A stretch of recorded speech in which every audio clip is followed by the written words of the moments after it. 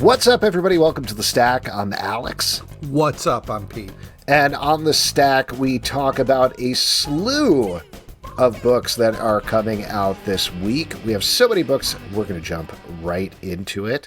Kicking it off. It's a really nice number of books. It's not too many. You know what I mean? You're feeling good about it. All right, I'm feeling good about the number. You know what I mean? Okay. All right, I do always worry about that. You're always in my head, Pete. Well, yeah, when you get over 30 books, I'm like, what are we doing? You know what I mean? We need to break this up into separate amounts of shows because then we're just talking too long at one clip where I feel like, you don't want someone who's loves comics and excited about comics running out of gas. You know what I mean? Right. You wouldn't want somebody tuning into a show hoping to get into some comic book reviews and suddenly two guys are talking about the process behind their show or something like that. Right? Oh, my God. Yeah, that would be the worst, Alex. Thanks for bringing that up. No problem. Absolute Power, Super Son, #1 from DC Comics, written by Sina and Nicole, art by John Timms and Travis Mercer. This is spinning off of the Absolute Power event. John Kent was taken over by the Brainiac Queen. He was freed from her influence in Absolute Power #3. And here we're dealing with the fallout of that as he is on Themyscira. I always mispronounce that. I'm sorry. Themyscira. Themyscira, isn't it? I thought it was Themyscira.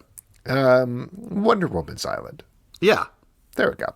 Anyway, he is there, and they are trying to see if he has, in fact, been purged of the Brainiac Queen's influence. And in the process, purged, bro? We go through a journey into his mind, toured around by what is supposed to be a mind version of Dreamer from his memory. We get to see various scenes with his friends and family in different respects. Pete, I kind of know what you're going to say about this, so I'm just going to go first here. Do you? You know what I'm going to say. Well, you haven't liked this Absolute Power event, so I feel like you're going to be kind of negative about it. Oh, weird. Well, why not you let me actually go? And go ahead. Surprise me. Surprise me. This is cool. Oh. I'm really enjoying the Jay and John stuff. I'm not sure what is real or not. And is this reference to the comic book or your life, or what are we talking about here? Well, there's stuff that's like in a dream, and then there's stuff that's actually happening. You know what right. I mean? So when you're asleep, that's the stuff in the dream. When you're awake, I'm talking about the comic book. Thank you for specifying. I appreciate that. Yeah, I'm talking about this comic. There's a little bit of a murkiness of what's really happening. But yeah, I enjoyed this issue. I'm a sucker for, relationships. So some good stuff in here. I thought this was great. I really like this a lot. I was definitely looking forward to this because I thought the team would do a good job of plumbing into the trauma of this event. And that's exactly what they did. I thought was really impressive about this is using superhero tropes, which is a evil alien robot infecting a young Superman's mind, and using it as a metaphor for how trauma doesn't go away, that you can kind of get better, but it's always going to be there in the back of your mind. That came out very effectively through the book. I agree with you on the relationship stuff. They also didn't back away from the hard thing of John feels like he's a different person. Jay is dealing with some stuff that I won't spoil here on his own that comes out at the end of the issue.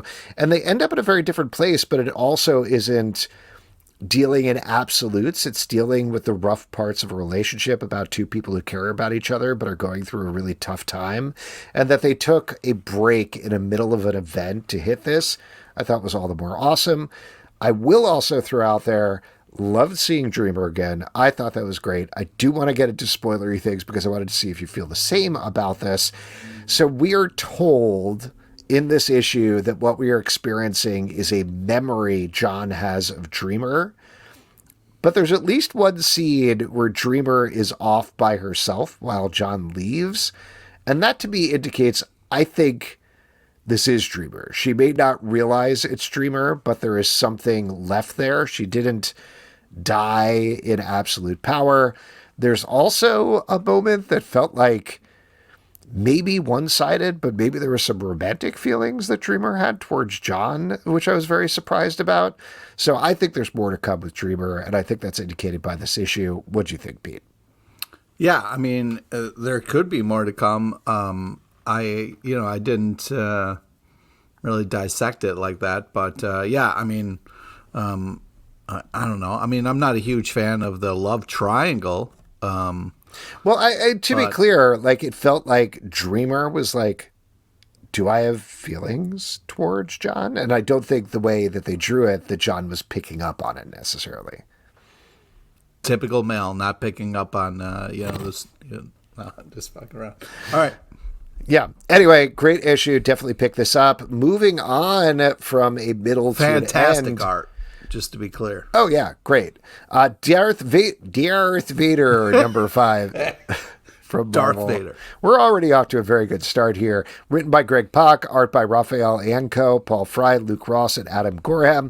This is the final issue of the Darth Vader title after 50 issues as Star Wars is moving eras in Marvel Comics versus Charles Soule's book, which was a lot more of a kind of like standalone one-shot and wrapping up some threads. Mm-hmm. This is very much finishing Greg Pak's run here. This is picking up after the last issue. But it is oversized, ties up a bunch of stuff. Anyway, Pete, go ahead. Well, I was just going to say, it says right on the cover, it's the series finale. But yeah, I mean, I was hoping we get into a Pak stock, or we could talk about a couple of the Pak books that came out. But, hey, I'm not the guy who organizes it. But I really think that this is... There's a whole week where you could talk with me about that offline. Oh, is there? Yeah, it seems like this is the perfect time. Yeah, I mean, I very much enjoyed this. It's too bad we've never had Greg Pak on our show to talk about something like this. Oh, we did. But... You just ditched. You ditched that time. You ding-dong ditched the show. How dare you, sir? But yeah, I wish I could have been there. Yeah, I thought this was super enjoyable. I also love the Charles Soule stuff. That's the nice thing about comics. We have different people kind of doing different things. Yeah, I'm not pitting them against each other. It seems like you were. I'm just saying one is better. You figure out which it is. Yeah, I'm Team Pak. I'm not saying I like both of them. They are different approaches to a final issue like this. That was my point. Well, it wasn't clear. Okay, so now that we've clarified that, yeah, I very much enjoyed this. And, reading this, I was like, I don't know why someone would think they could fuck with Vader, but man, that was just dumb. Yeah, this is awesome and sad, but awesome. Yeah, powerful ending, very cool. Yeah, just really amazing art. It's funny. I just think it's like interesting because I know what's going to happen. You know what I mean? Like these comics take place that, yeah. I've seen Star Wars a bunch. Okay, don't spoil it for me. But I'm doing this in order. I've only watched up to Empire Strikes Back, then read all of these comics, and then fingers crossed, I'm hoping to watch Return of the Jedi someday. Yeah, enjoy it. I just think that as long as there's no fucking little Wookiee characters, I'm gonna be. Oh my god, I got some bad news for you, and I don't appreciate that because I loved Return of the Jedi. Okay, anyways, I what I'm trying to say here is that I've seen this a ton, yet the writing and the storytelling is still good. I'm still reading it being like, come on, Vader, do the right thing, you piece of shit. Just, and it's that's how good it is that even though you know what's going to happen, you still kind of get wrapped up in the moment. And similarly, I continue to be impressed how the Star Wars Marvel writers get so much mileage out of flashing to scenes from the past, just like just playing off scenes of Anakin with scenes of Vader, very emotionally affecting. So yeah, it's good stuff. Great issue. Definitely check it out. Next up, Destro, number 4, from Death Star to Destro, from Skybound and Image Comics, written by Dan Watters, art by Andrei Bressan. Destro was left for dead last issue. Turns out he's not. And what a twist! I know, comics, man. Oh man, I tell there is a little bit of a twist by the end here, as somebody new teams up with Tomax and Zamots. Is that what it is? Tomax and Zamont. Oh, I'm so sorry. I don't speak your native language of all American hero. We're not very good at English. We've clearly shown that. Yes. But yeah, go ahead, Pete. Oh, thank you. This is your thing. Yeah. This is I mean, when this issue ended, I was like, oh shit, it's a party now.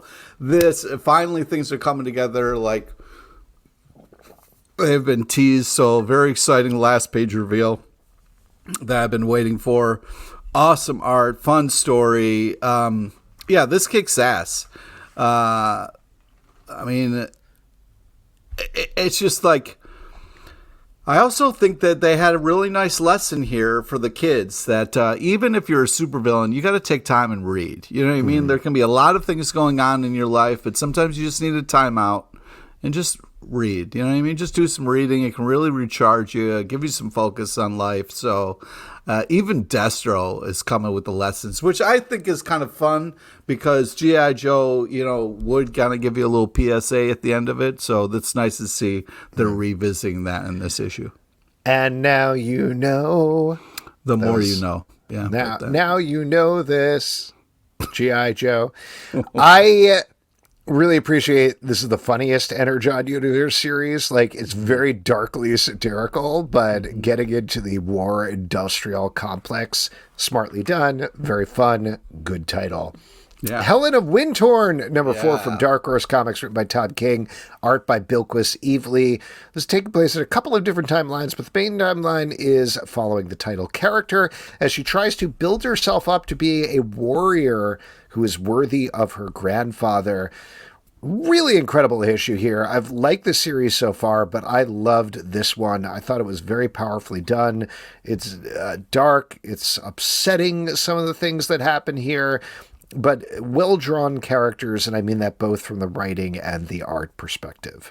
Yeah, I couldn't agree more. And, one of the reasons, and you were making fun of me of this before, that the reason I didn't mention it on my favorite picks from the stack is this gets sad, man.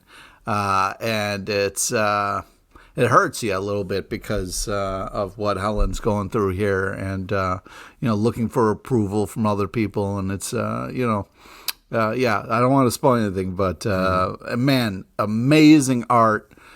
Just absolutely gorgeous, pulls you into this absolutely fantastical world.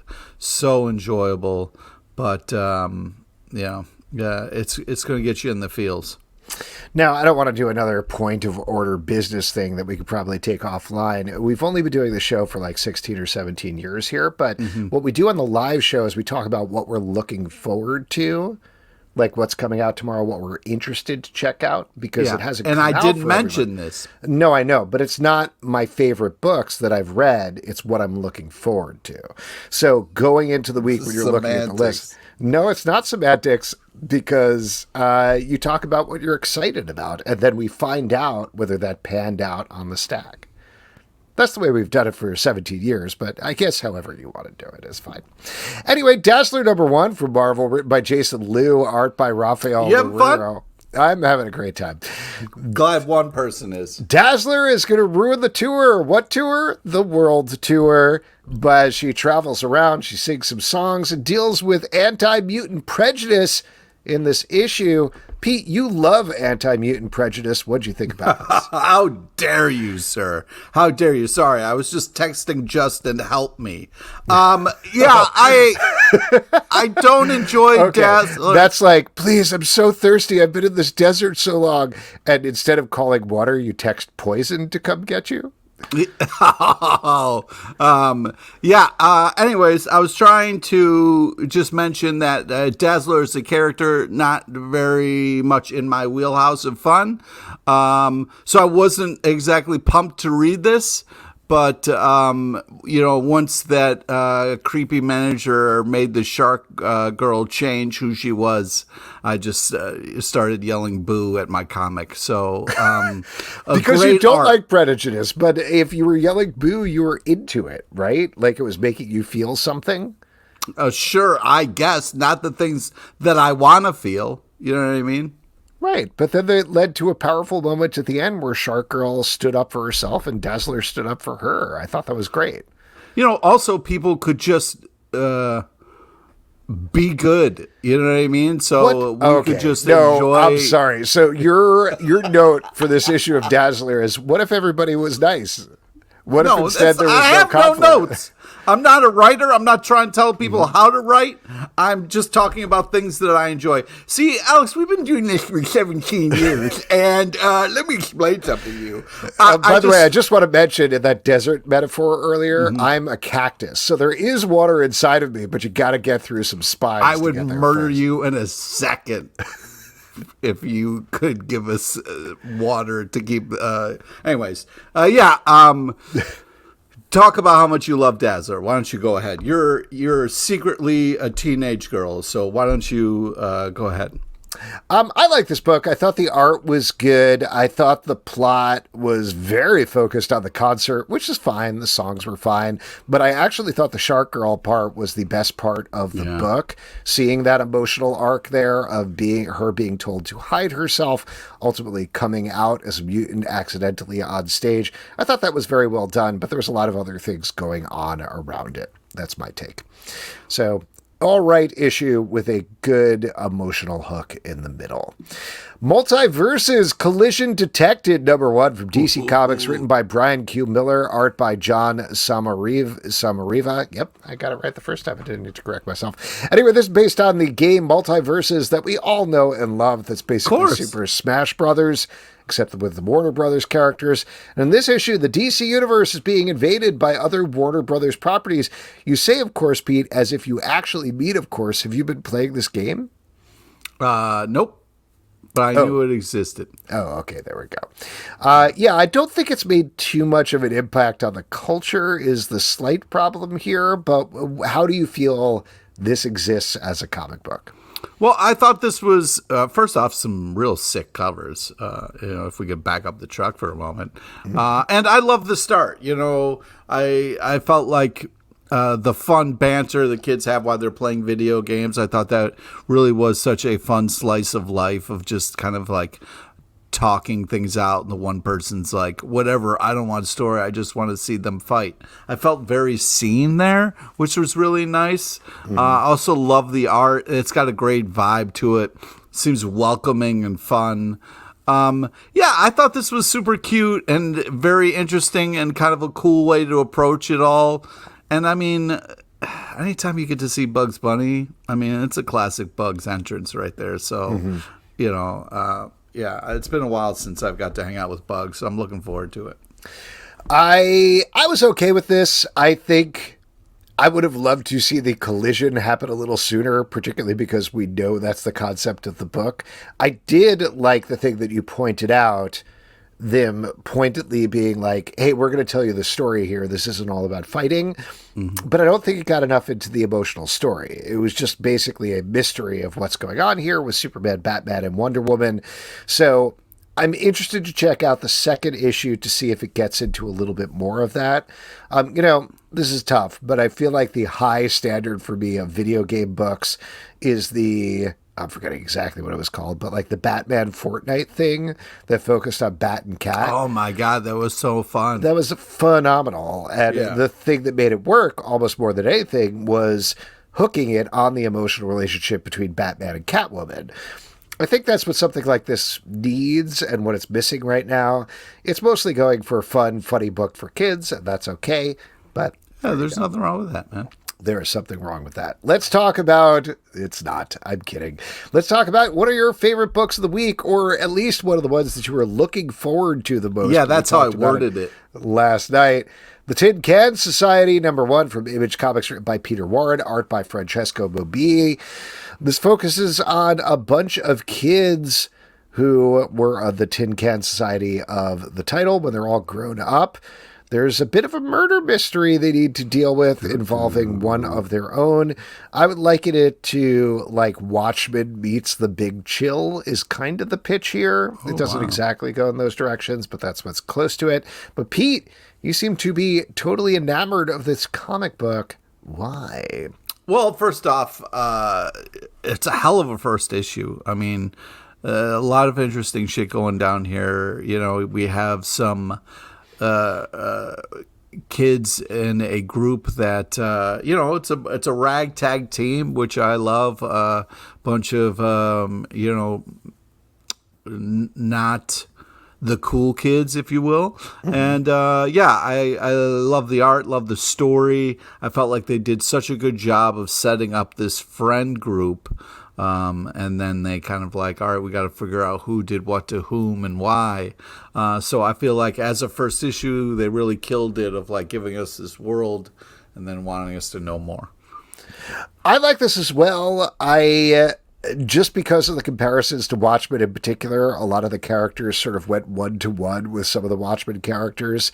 You don't exactly have a Dr. Manhattan there, but certainly there's no Blue Dong in this. There's no, just wait for issue 2. It's going to be all Blue Dog all the way down. But you have a lot of characters that seem a little similar to that. I do think the Big Chill, they knew each other, were friends back in the day, and now they're older, gives it a different riff. It's clearly a different world as well. But I do think the characters, regardless of that, are very well delineated and interesting. Yeah. There's an interesting mystery that's set up here, so I'm very intrigued to check out the second issue.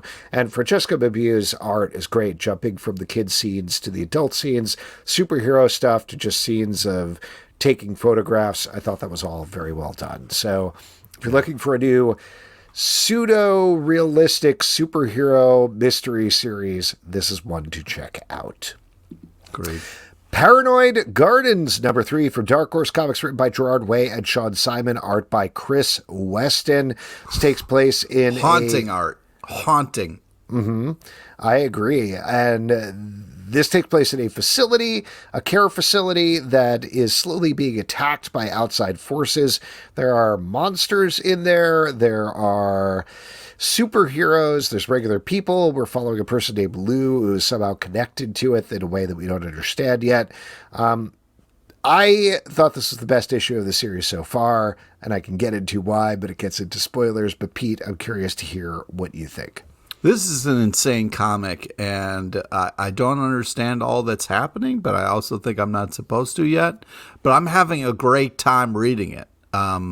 Amazing art, intense story, a lot of kind of moving pieces, but man, it's very enjoyable. The monster faces on the people who work at the kind of facility, so creepy. They really stay with you. It's really impressive, the art styling in this.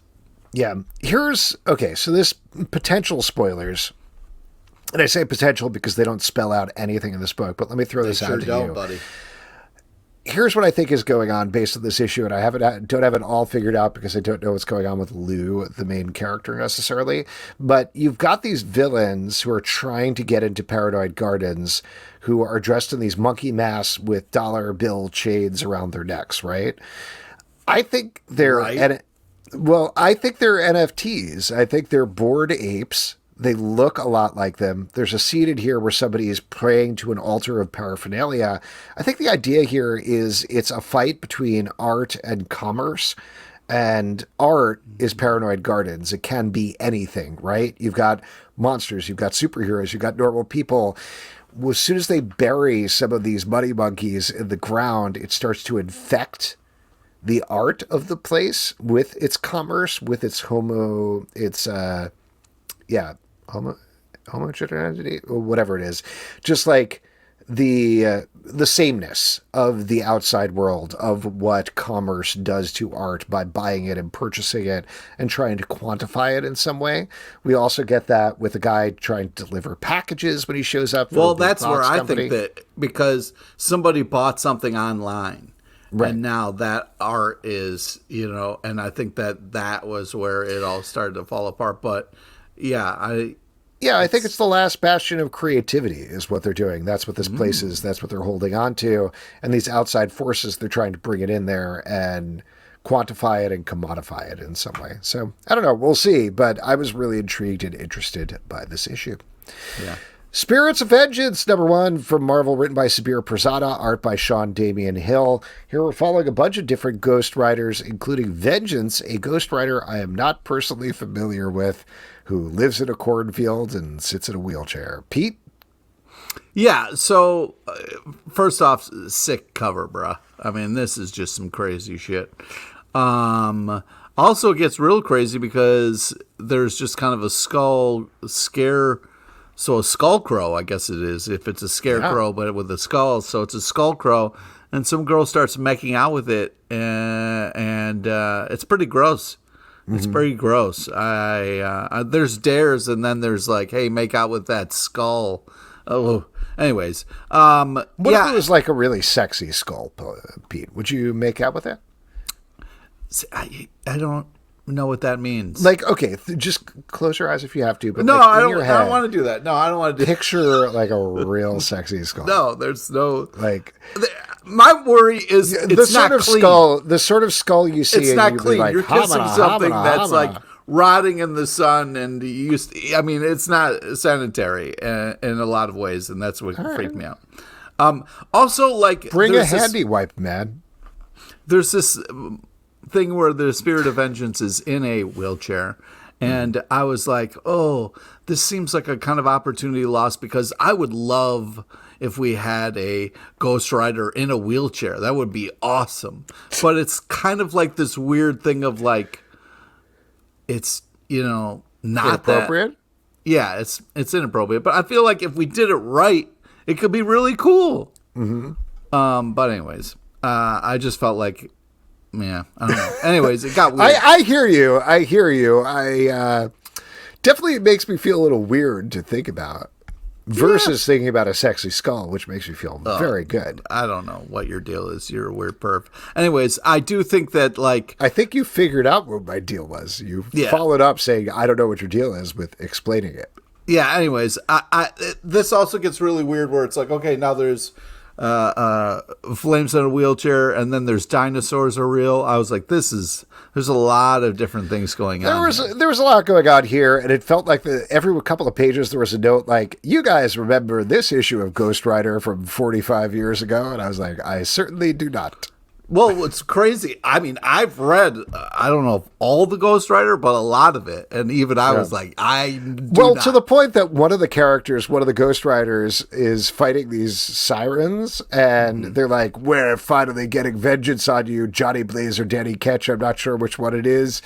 And he's like, honestly, I don't remember who you guys are. And I was like, don't use them then. This is too much. Yeah, that was like, a weird I didn't random... mind this book, but it's too much plot and it's too much to hold on to.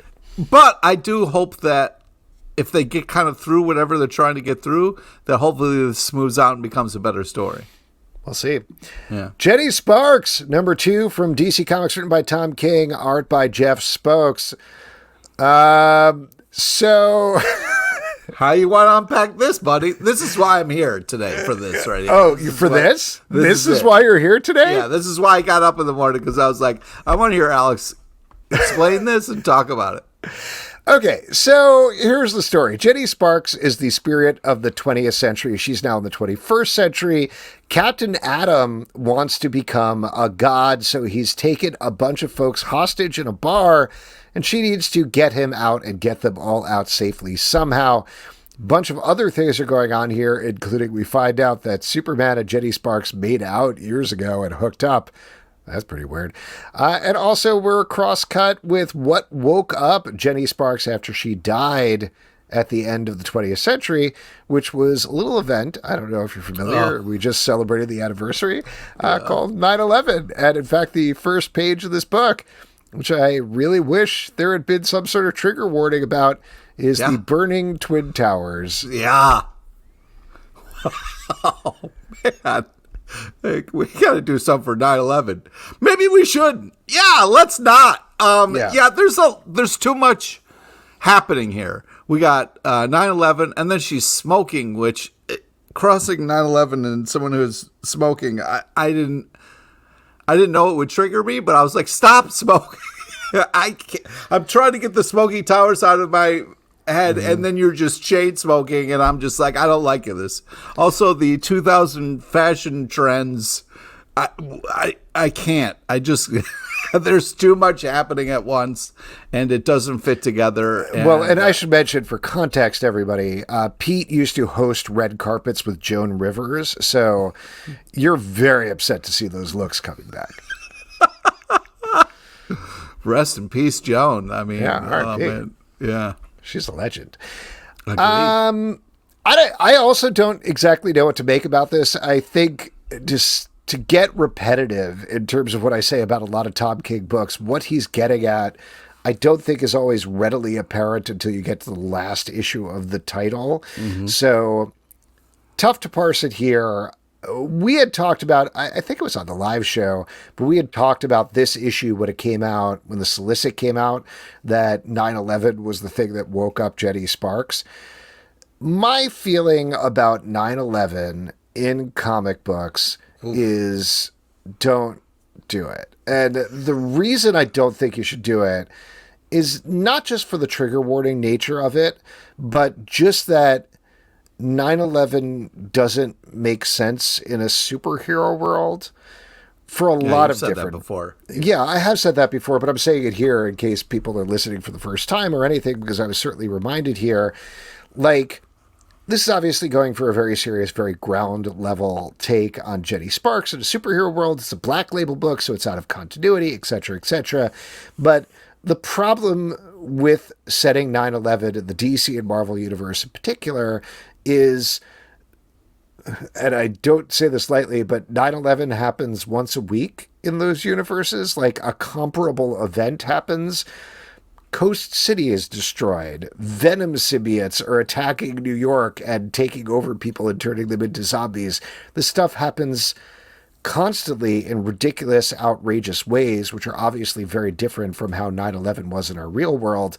But on the base level of how to parse, be like, what is different about this event than anything else? It becomes this sticky thorn bush of trying to parse, like, okay, here, let me explain to you why superheroes are reacting differently to 9/11 happening in the New York of the DC universe than the dark crisis that wiped out everybody last week. That's just not a ethical and moral quandary, let alone a plot thing that you want to get into. Not even the idea of, like, why didn't they stop it? You know, like, why didn't they stop 9/11 as superheroes? And that's also a thing you don't want to get into because real people died in the real world.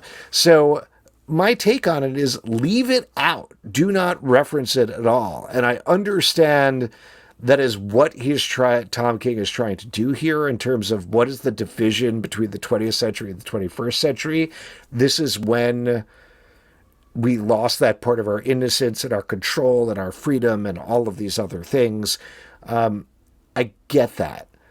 But it makes it a harder read when you're already doing something that is taking, and I think it was just me and Justin on the show when we were talking about this, but the main thrust here seems to be taking Captain Atom back to the place that Alan Moore wanted to put him by making him the character who would eventually become Dr. Manhattan in Watchmen. That's what he's doing here. That's the riff that he's doing here. It's much more about Captain Atom in that way than it is about Jenny Sparks. But what it is saying about her and her Britishness and about the 20th century versus the 21st century, I do not know yet. Yeah, I mean, art's very good. Art is amazing. Tom King is a smart writer who I'm always intrigued to see what he has to say. This was a tough issue to read. And hopefully by the end of it, we'll be won over by it. Yeah. And honestly, if Tom King is listening, I think, like, think about, is there a title, What If Everything Was Nice? You know, like, wouldn't that be good? I don't know. Just thinking about it. Spitball in there. Ice Cream Man, number 41, talking about titles where everything is nice, from Image Comics, written by W. Maxwell Prince, art by Martin Morazzo. In this issue, we're getting a James Bond riff as a regular guy deals with some weird stuff in Cuba. I gotta say, I love every issue of this title. This was the least emotionally harrowing issue that they've done in, I don't know, I'm just looking at the numbers here. I want to say 41 issues, maybe, well, which was surprising. Yeah, and that's the thing, like, you know, we get a conspiracy kind of James Bond monster verse a little bit. And I kind of wrote right here, I was like, for 40 issues, I was surprised, delighted, scared, creeped out. And this was the first time. And that's a hell of a You know, to have 40 issues of a comic book and constantly be reinventing, constantly surprising with creative ideas and original stuff. And like, I'm not saying that this isn't that. I'm just saying that like this was the first one where I was like, I wasn't blown away. I was like, oh, okay, this is fun. I mean, it's kind of a weird, twist on James Bond. But yeah, 40 issues of just kind of like jaw-dropping, holy shit, mind-melting stuff. And this was just kind of like a little bit less than. But man, Ice Cream Man is still just such a creative force, for sure. Yeah, I think the thing is it wasn't taking whatever it was saying about spy stuff far enough. I think it was pointing at the cyclical nature of these franchises and spying in general, but it didn't quite get there. And particularly coming after 2 issues where they had a car crash drawn out over 2 issues in the most upsetting, heartbreaking way possible. I guess it's nice to have a palate cleanser, but yeah. I don't know. We come to this place. This is more of a sorbet than an ice cream. You know what I mean? To misquote Nicole Kidman from the AMC ads, we come to this place for trauma. Bring it on the next issue, please. Oh, my God. Jim Henson's Labyrinth, #1 for Boom Studios, written by Kyla Vanderklut, art by Giorgio Spalletta. I was really looking forward to this because I'm a huge fan of Labyrinth, but also because this isn't supposed to be an adaptation of Labyrinth, the movie. This is an adaptation of the novelization of Labyrinth. So what I was very excited about, full disclosure, I have not read the novelization. Now I really want to, but I was like, ooh, what are the new things going to be? And the answer in this issue is none. No new things. No, this is just the movie straight up, almost frame for frame. But yes, but I love Labyrinth, so I was delighted anyway. There you go. And I don't want to yuck your yum, so I'm just going to say beautiful art. No, yuck my yum. I want to hear. Go ahead. You literally, there is no way you can upset me about Labyrinth. Okay, well, I'm not trying to upset you. That's cool. Nothing will ever make me like it less. Okay, great. I don't like the premise. I forget that I don't like the premise. And then when the girl starts saying horrible things about her brother, I can't. I'm just like, what if she was just nice? Yeah, exactly. What if she just was weird nice? Recurring theme, Pete. Yeah. No, I just, I think there is like, because there's this also thing about like when you're a kid, you believe in ghosts, you believe in monsters, you like, you know what I mean? So this Goblin King thing, I feel like there is this, like, you shouldn't do it because this is the time, if it was a older person kind of being like, oh, this is, but like, I just, it immediately turns me off and I forget about that because I think, oh my God, Jim Henson, this is Alex's favorite, this is going to be, and then I'm just like immediately reminded like, oh, you hate this choice. It's so funny because reading this reminded me or made me feel, oh, what a great simple fairy tale premise setup you have here, because you have a girl, she wants to be a great actress like her mother who is gone. She has a stepmother who she wants to put into the evil stepmother role. She has a brother who's not that bad but is forcing into the hateful, terrible little child brother role. And then it turns out she ends up in this adventure where goblins are real and the Goblin King is real. Jamming it into 20 pages here really brought that into stark relief for me in a way that I don't always get when I'm watching the movie, just because, it's still very efficient in terms of its storytelling, but it's happening over the period of 10 minutes instead of these compressed pages. So it really is a storybook setup, and it really is something that, particularly if you know the story, setting it up here, it's very clear that, like, well, this could be in her imagination. She could just be playing this through because all of the things kind of show up in that way. I don't know. I like this, but I understand why you didn't. Also, that scared the crap out of me as a kid. Now we're getting to it. Deathlock, 50th anniversary special, #1 from Marvel, written by Christopher Priest and Justina Ireland, art by Dennis Cowan and Carlo Pagulian. We are getting 2 stories of Deathlock, the time-traveling cyborg, one a classic one by Priest and Dennis Cowan, and then the backup story thrusts him into an interesting new situation. I don't care about Deathlock at all, to be honest with you. But I like the second story. I thought that was fun. Period. Yeah, I mean, Deathlock also not my jam. I'm more of a Really? Death's Head is my jam. Okay. You only have room in your life for one death character. Not really, but... Heads or locks? Heads or locks? Make a choice. Yeah. But I agree with the second story was great.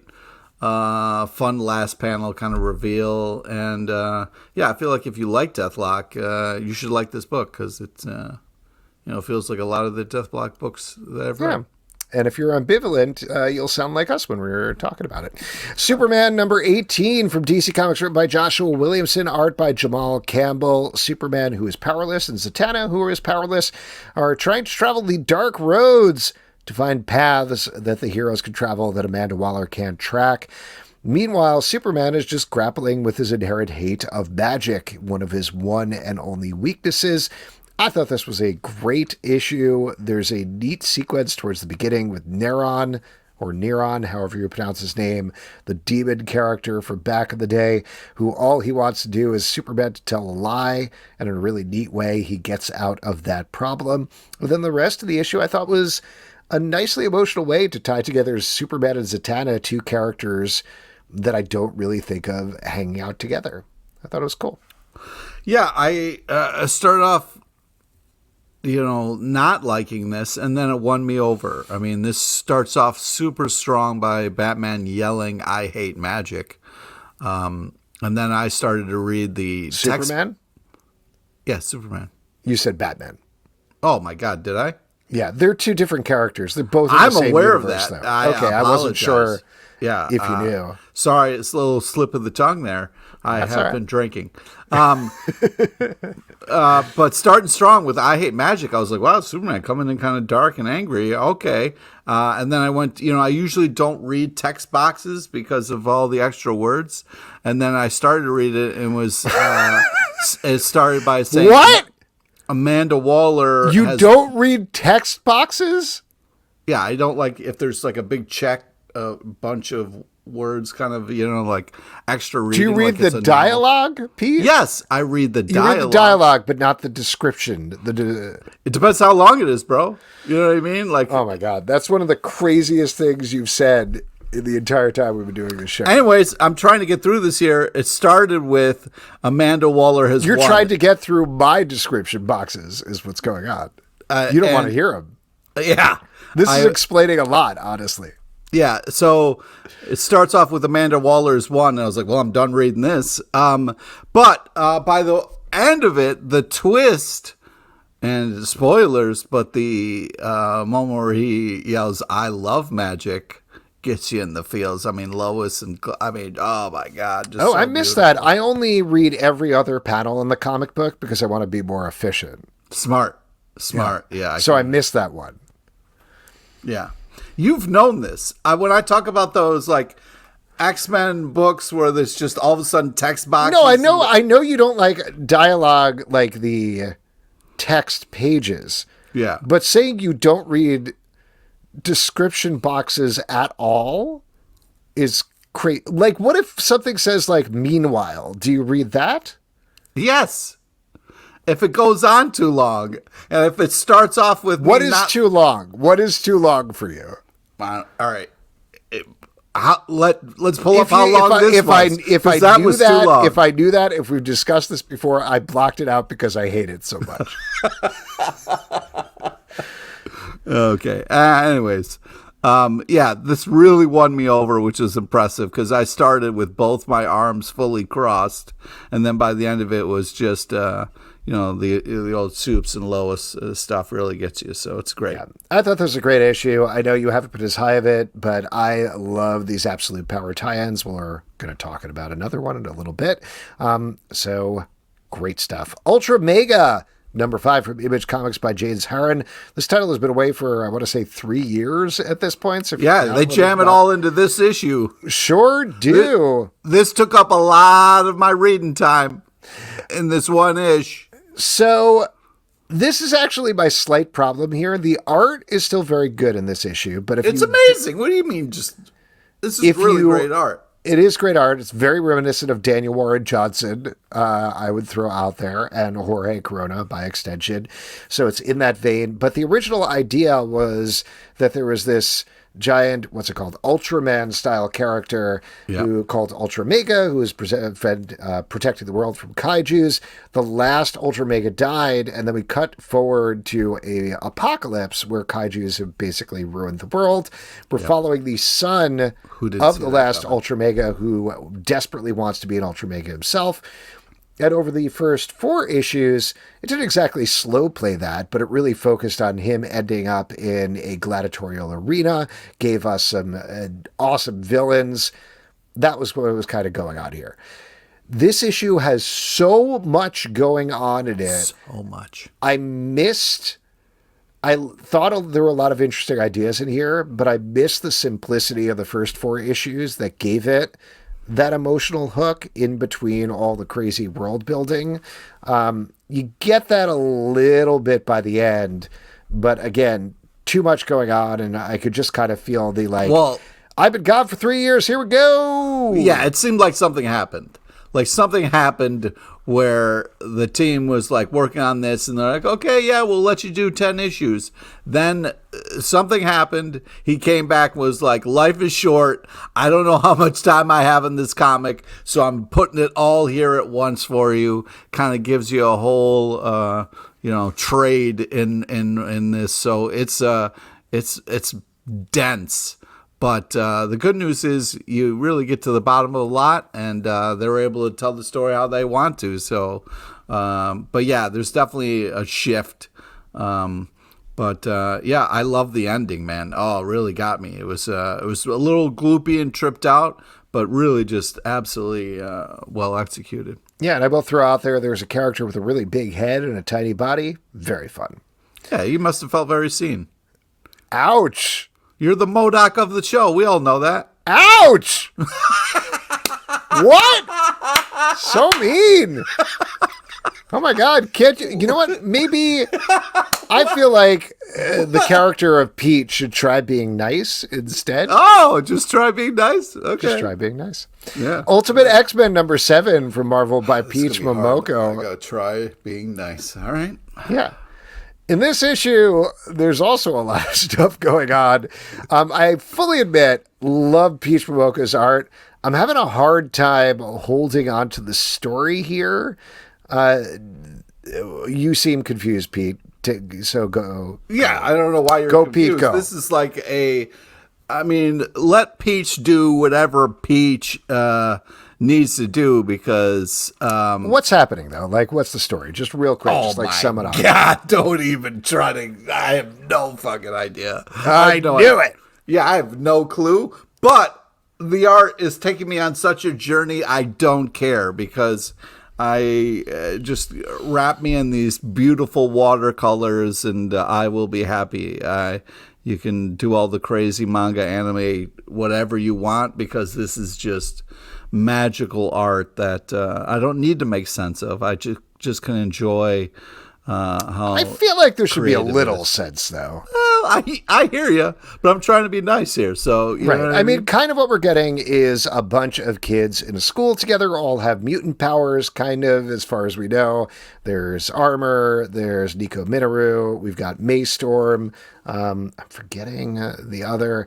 We also have this cult worshipping Homo Superior and doing something with them that I'm not sure. And meanwhile, in the middle, just kind of wandering around, she's on the cover of this issue, is Psylocke. You wouldn't know it because she's not called Quanon, she's called Kanon, and doesn't seem to exhibit powers as far as I can tell in this issue. but she's there too. So there's kind of these three trains running, and I don't know. I want to know what's going on because I want to like this, but I feel like I'm losing the threads while I'm reading. Oh, interesting. Yeah, I just think it's worth it for the art alone. So, I just enjoy it. All right. Guild Frame number 2 from Dark Horse Comics, written by Matt Kindt and Margie Kraftkid. Art by Matt Kindt. This is about a woman, badass grandma, if you will, except she's a badass grand aunt, I guess. And her nephew head to France to try to sell some chairs or find out how much they are worth and end up embroiled in a murder mystery. They are semi-famous investigators, and they are tangling this issue with a French investigator who is also looking into the mystery. Speaking of big issues, this is like 76 pages long. Yeah. Full of amazing Matt Kindt art and delightful mystery stylings. If you're a fan of Agatha Christie style things, that's pretty much straight up what they're going for here. Maybe there's some... Well, no, and I think in a fantastic way. Like, I think... Right, but there's also... I was getting a little Knives Out, a little Clue. Knives Out is also very Agatha Christie. And Clue is very Agatha Christie, but parody.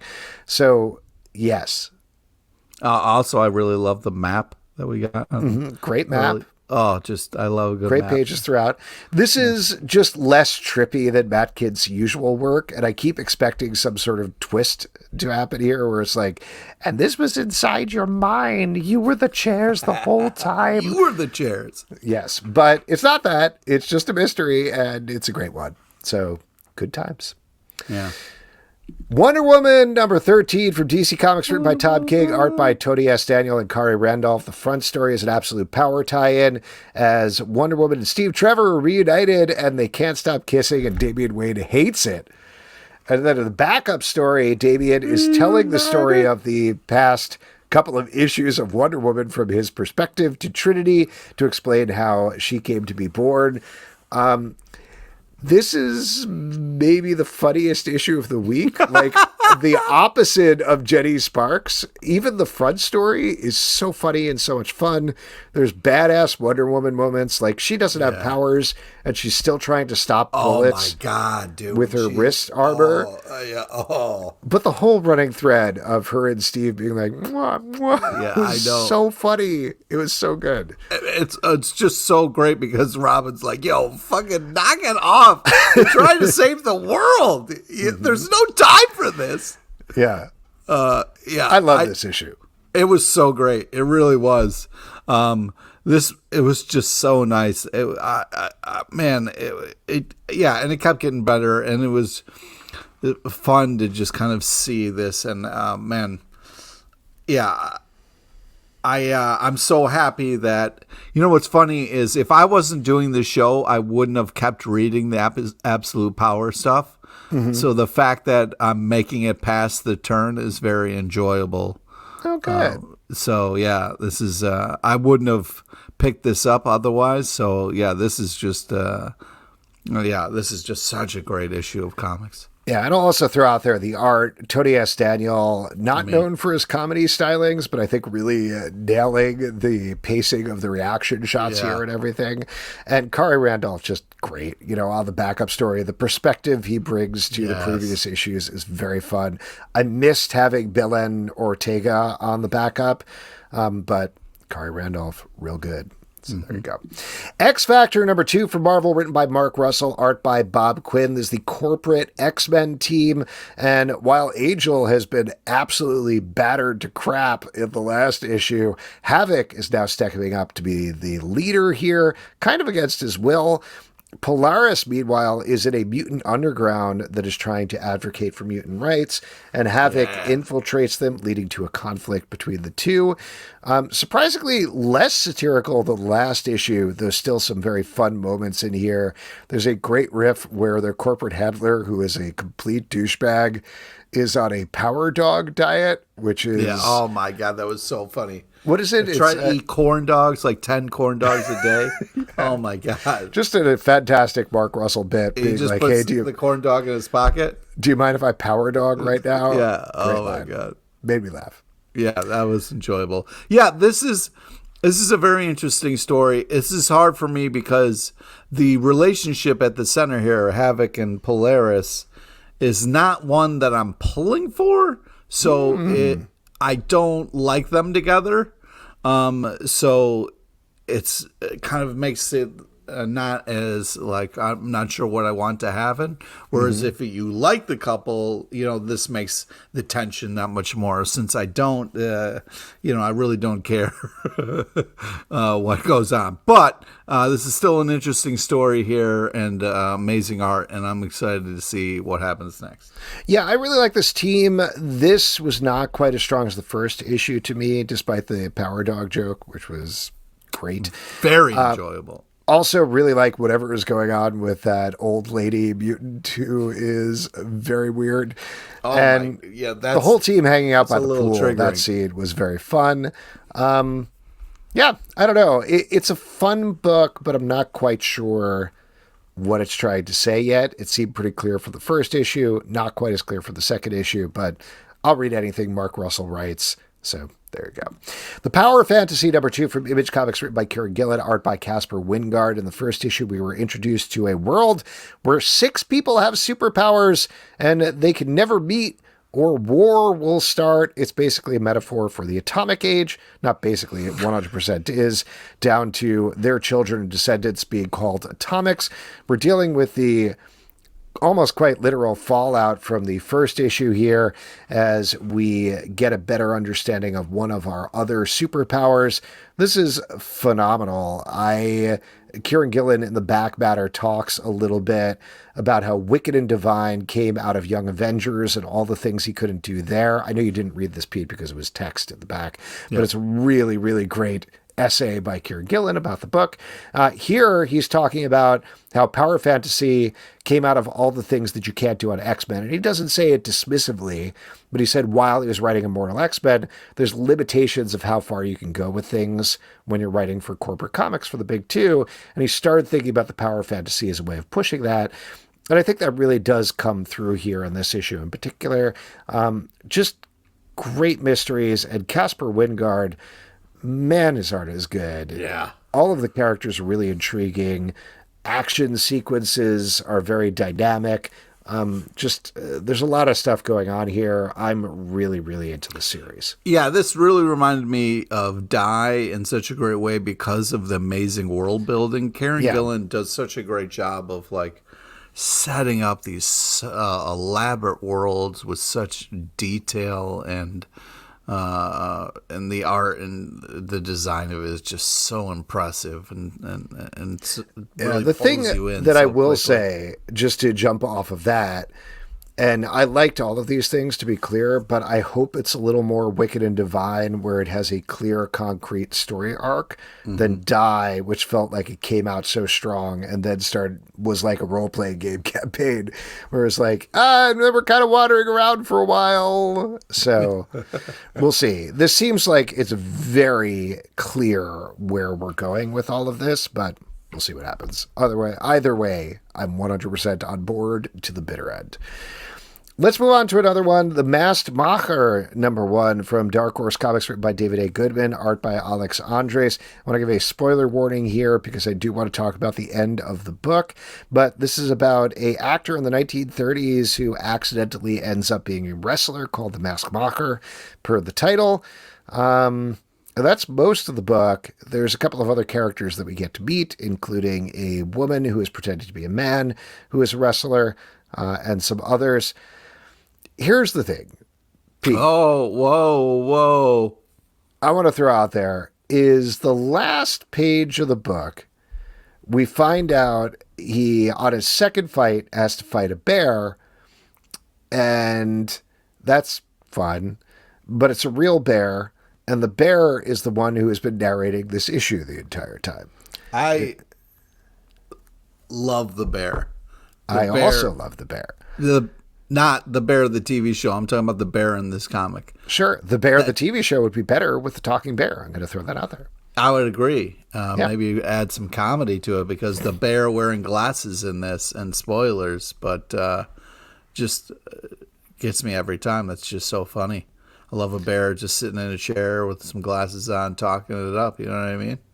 Yeah, this is what I was going to say about it. This book is about a talking bear. It's not about a guy in the 1930s who accidentally Which is becomes great. a wrestler. That is great.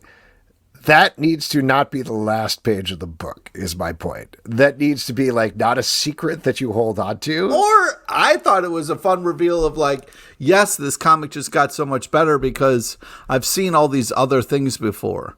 You know what I mean? The heartbreaking thing of this amazing couple who, you know, she needs to pretend to be a dude just so she can wrestle. You know what I mean? Like, you know, the struggles are real and there's a lot of great comics to them and that could be fun by itself.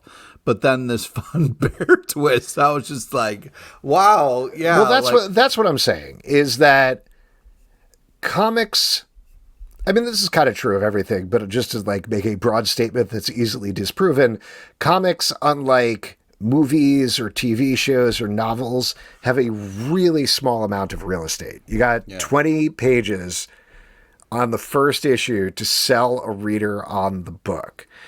And this, again, this isn't true across the board, but if your book is about a talking bear who wrestles, that needs to be like, if not the first page, in the first half of your book, because that's the interesting thing about the book, exactly like you're saying, Pete. Like, character dynamics are important, setting up characters are fine, emotional arcs are important as well, but you can introduce, hello, I'm a talking bear, and I'm going to tell you the story of the Masked Mocker on the first page, and then I am immediately enraptured by this book and far more intrigued, and then roll out all of the other relationships in this context. Not to rewrite this book, but I feel like this is just like a blanket statement. We talk about this all the time with Image Comics in particular, where it's like 19 pages of, I'm a woman who really can't connect with my son. And then on page 20, it's alien invasion. And you're like, okay, but maybe if the alien invasion is on page 2, and then we find out about how the woman can't connect with her son while aliens are invading and attacking, that's more interesting than something that I could see if I walked down the block. Yeah, but to be the other side of the coin a little bit, Sure. You think you have this story about like, oh man, will these people be able to get it together, live out their dream of wrestling and really do the things they want to do? Oh my God, there's a bear. Oh, this all just became so much more fun. I don't know. It worked for me. I was pleasantly surprised and got very excited at the end of the comic and then wanted more and more looking forward to the next issue. Well, they got you. So Yeah. there you go. Avengers 18 from Marvel, written by Jed McKay, art by Valerio Schiti. Hyperion is flying towards Earth as fast as a bullet. He's going to break it because he's bummed out about the planet not remembering him and all the great deeds he did. And the Avengers are rallying to stop him along with Storm. What'd you think about this one, Pete? Well, this was fun for a lot of different reasons, but let's just talk about something. When you hear Hyperion, They should have introduced the talking bear on the first page. should have always do that. Absolutely. When you hear like Hyperion, what is the first thought that goes into your mind? The character Hyperion, I'm not sure what you're Do you get excited? Or because I'm like, oh fuck, Hyperion, really? Are we doing this? Because I don't know. I like this book was a real emotional roller coaster because I was like, yay, Hyperion, yay. But then you get to see Scott shut down by Storm, which was just this amazing thing where Scott is like, hey, Storm, man, could really use you back on the X-Men. She's like, nah, I'm good, bro. Like, amazing moment. I was losing my shit. Really love that. It was a really great punch, just to add on what you're saying, where I don't remember the phrase, but he says something to her and then she's like, yeah, no, I'm good. I don't think we need two leaders here. And he's like, well, okay. She was like, we couldn't go back to co-leading or whatever. Like, I can't take orders from you again. Like, it was. And he was like, got it. And then she's like, because of this reason. And he's like, he I was like, got it. No, I got it. She's like, well, if you did, I probably wouldn't still be talking. But yeah, oh my God. But yeah, then you got like a lot of cameos and a lot of different stuff. And then Mephisto, I was like, we're getting Hyperion and Mephisto. Like, what are we doing? But the Thor and Storm moment, oh, worth it for the price of admission right here. So cool. And then, spoilers, but man, just the Storm as an Avenger, like that was just such a badass. I was like, this is too, like, I cannot wait for more of this. Yeah. I need to see the Avengers do a little bit more avenging. I didn't love the idea that most of them were standing around their living city trying to figure out things on computers most of the time. I also didn't love, which is kind of the point of the book, that the rest of them were like, well, gotta kill Hyperion. And every single one of them except for Vision was like, nope, no other choices. Sorry. Yeah, that was where we're like Vision. Yeah, I was like, yeah, Vision talked some sense into them. Like, what Vision the fuck? Like, They're like, well, don't we got have any other options? Like, no, murder is literally the only option on the table. Yeah, that really icked me out. Yeah, yeah. I'm glad you brought that up. Falling in Love on the Path to Hell, number 4 from Image Comics, written by Jerry Duggan, art by Gary Brown. We are following a cowboy and a samurai? Ronin? Yeah, kind of. Yeah, I don't know. Anyway, they are on a purgatory island being forced to fight, except they're falling in love on the path to hell, and they may have found a way out.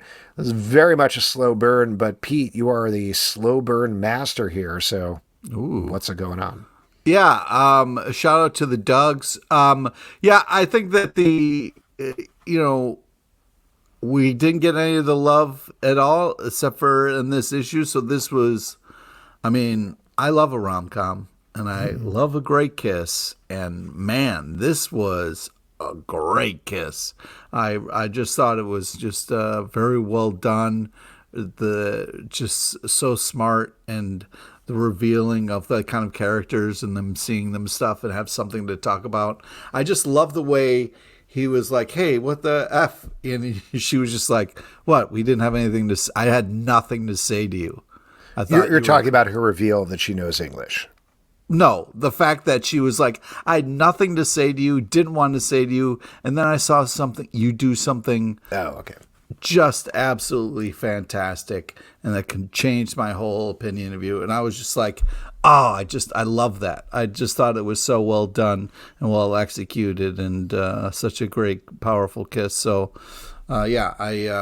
this was too much of a slow burn at some points for me, but now I'm kind of like, yeah, let's go. This was burning. Was great. Yeah, this was great.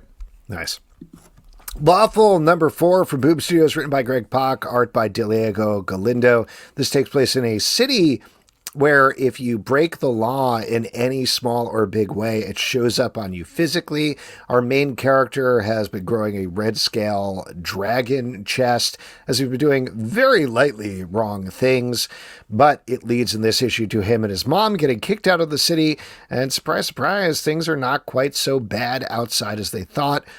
This was my favorite issue of the series so far. I've really enjoyed it up to here and has been wasting no time getting through the story.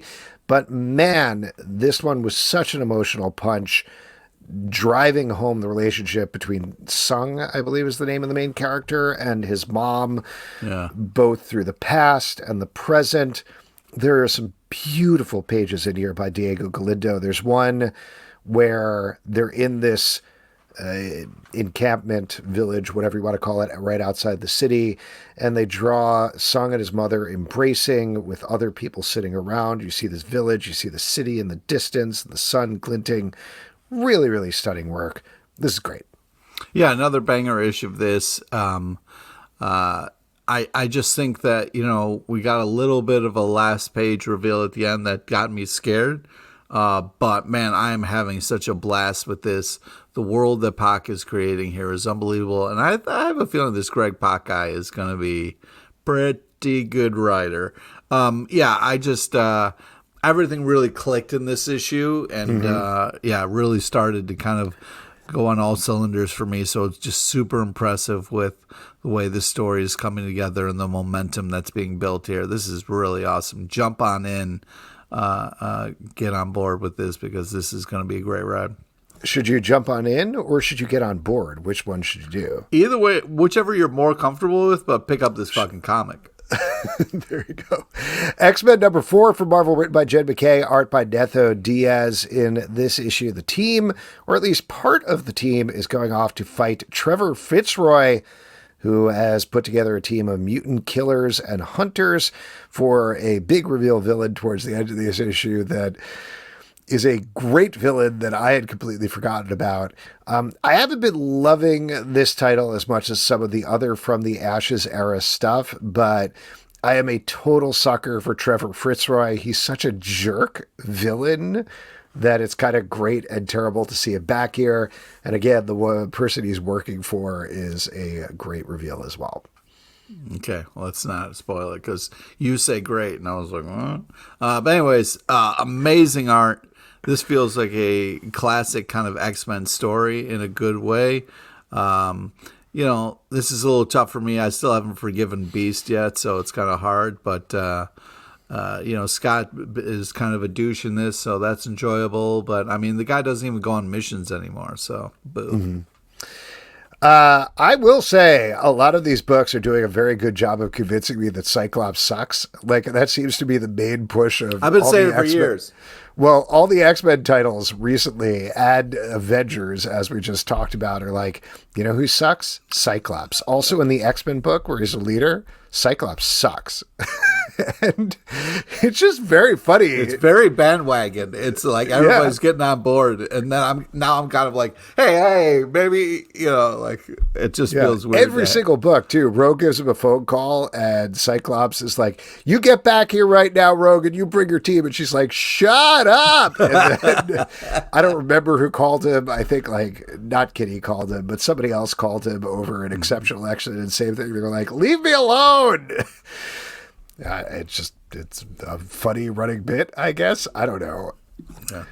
Babs, #2 from Ahoy Comics, written by Garth Ennis, art by Jason Burrows. This is a fantasy parody. Our main character, Babs, is a Red Sonja type.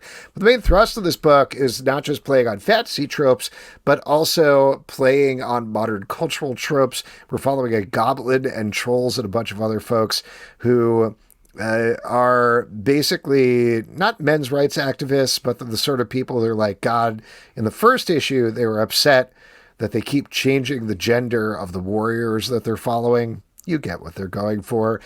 In the end of the last issue, a bunch of white knights came into town, and they were like, oh man, this is going to save us. And suddenly they start to realize over the course of this issue that even though they have aligned themselves with these white knights, the white knights maybe don't want people who are different hanging around with them. So again, it's very pointed cultural commentary going on here that I think is very smartly and sharply done. And then meanwhile, Babs is dealing with a skeleton army who accidentally walks in on her bathing. Oh my God, that was hysterical. So funny. That was so funny. And also the argument that the skeletons get into. Yeah. So funny. Oh my God. It seems like Garth Ennis is having a blast with this. It's fun to see Garth Ennis having fun. I think there's a lot of cool stuff going on here, but it just seems like they're having a great time, and it really comes through in the panels and the pages. Yeah, and we talked about this with the first issue as well, I believe, but somebody responded to something we had put up in Babs. I legitimately don't remember what platform it was, but they were going into the classic, like, calling this woke, go broke with this thing. First of all, it's probably doing extremely well for Ahoy Comics. Second of all, shut up. Third of all, this comic book is about you. So there you go. Oh, wow, dude, you really... The Graveyard Club, those people can go whatever. They can fall off the path to hell is what I would say. All I'm saying is so what happens is one of the characters is taking a bath in a river like you do in these olden times kind of thing, Sure. And a skeleton's or these modern times if you want. Yeah, still available. That's a good point. That's a good point. Yeah, as long as it's private. And the skeleton's like, oh my God, I am so sorry. And the other skeleton's like, Gary, like we talked about this. Oh, it's just so funny. And Gary's like, no, I didn't mean to. I would, the other skeleton's like, loud coughing, making your entrance known so you can't sneak up. Oh, it's just so funny and good, and oh yeah, it was just very enjoyable. Yeah. Also, another great bit, and then we can move on. The sword who's constantly like ripping into Babs and calling her a loser. Also a very funny bit. Just great stuff. And not enough could be said about Jason Burroughs' art, who is the perfect match for this. Great stuff. The Graveyard Club, #1 for Boob Studios, written by R.L. Stine, art by Carola Borelli. We are following a bunch of teens who hang out in a graveyard per the title, and then some spooky things are going on in the town. Woo. Yeah. So there's a lot going on. Sure is. And but I love the art, and I where it ends, I'm looking forward to what's happening next. But I mean, you got jealous exes here. You got crappy cops. You've got bullies. You've got bats that seem to know people, and a lot of graves that for some reason nobody cares about, and then casually being like, hey, when your dad died? Yeah, my dad died on the same day. Weird we never talked about that, right? I'm just like, it's just there's a lot of stuff happening in there. I know R.L. Stine is a classic, but there's things like there's a scene where two people are making out and they're like, whoa, where'd my gum go? And they're like, uh-oh, I think I swallowed it. And it's like, does anybody ever really do that outside of movies or TV shows or anything like that? Pete? You ever I would be a weird gum out of another person's mouth? But it was also like, it was funny because it was also like, where's my gum? And the other person's like, I swallowed it. What? Not only did you take the gum out of another person's mouth, but then you swallowed that gum? Why would you? I don't know. And that was the minor thing, but it started off at that moment. I was like, huh? What? And then the entire book went from there, and it's... spoiler here, it's just humans as far as I can tell in this book, but every couple of pages would be something like, oh, here we go, there's zombies coming. No, that's another human. Oh, there's bats. Okay, it's a vampire. No, it's just bats. All right. Okay, here we go. So I don't know. R.L. Stine never really been my thing, to be honest with you. But very nice guy. But there's also this weird moment where, like, sometimes in movies or things where there's a budget and stuff where you're like, oh, they couldn't do that, right? But there's this moment where it's like this bat flies into the room and the character goes, that's weird. That bat seems like it knows you. And I was like, what about a bat flying into your room would make you say something? Like, they could have paused and shown a bat giving a look. Like, it's not like there's you can only have so many panels. But I was like, that's such a weird thing to say because you didn't show it, you said it, and I can't get that out of my head of how does a bat fly like it knows you? Yeah. Like, how it would have to fly into your room and be like, Pete. It would have to like look you up and down and be like, my man, for me to say something like, how does that bat know you? Because what happened was a bat flew in and then flew away, and they're like, somebody says something Maybe weird. It's like know you emotionally, like you don't like an emotional connection with the bat. Yeah, immediately within the second. Yeah, I don't know what was going on in this book. Good Carola Borelli art. I think the characters look good. So there you go. Last but not least, or maybe least, I don't know. Witchblade #3 from, I don't know, we'll find out from the review. And I want to spoil it. From Witchblade #3 from Top Cow Image Comics, written by Marguerite Bennett, art by Giuseppe Cafaro. In this issue, Sarah Pazzini continues to be dealing with her Witchblade, leading up to a big cliffhanger at the end. ... All right. What'd you think, Pete? I didn't like your setup because I think this is Witchblade done really well. I love the choices with this, where Witchblade is a cool character and isn't always just this walking like, I'm naked, but I'm not. I'm Witchblade. You know what I mean? Like, I'm glad we're like not doing that. We're going to kind of lean into the character because it is a very interesting and cool character that can do a lot. So I'm glad that we're kind of getting this side of this character, and I don't have to feel weird about reading this.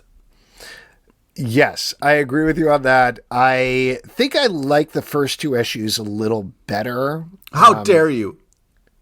No, I still like this. The art is very good. I agree with you. This Sarah Pazzini is interesting. This is absolutely Witchblade done right. I think that's a good way of putting it. It follows roughly some of the plot of the past, but you can jump right in here and you don't need to know anything about the character to enjoy it.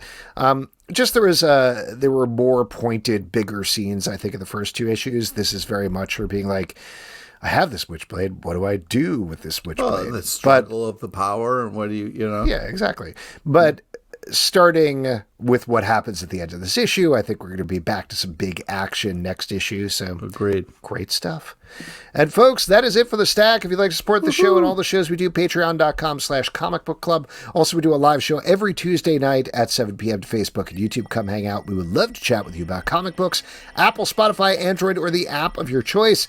To subscribe, listen, and follow the show at Comic Book Live on Twitter/X, Comic Book Club Live on TikTok and Instagram, comicbookclublive.com for this podcast and many more. Until next time, we'll see you at the Comic Book Club. Yeah, and just let us know if you want us to start each episode by more, behind the scenes stuff where we can just kind of really get meta before we get into all the comics and stuff like that. You know what I mean? Yeah, is that the sort of thing that would be nice?